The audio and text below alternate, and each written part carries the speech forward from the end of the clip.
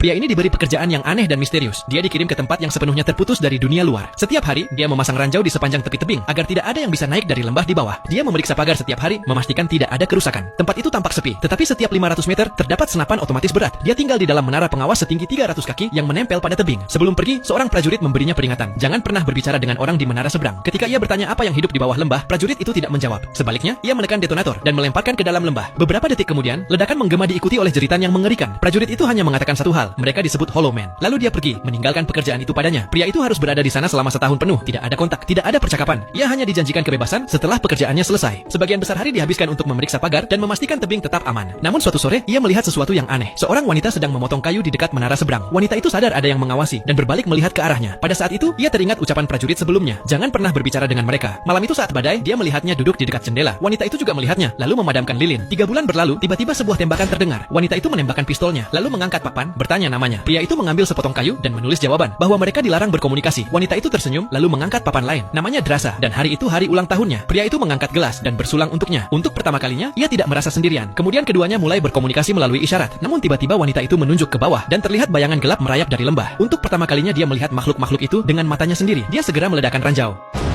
Beberapa dari mereka jatuh, tapi lebih banyak lagi yang terus memanjat. Drasa menembakkan senjatanya, ia bergabung dengannya. Dua menara pengawas saling membantu, hingga akhirnya mereka berhasil mendorong makhluk-makhluk itu kembali ke lembah.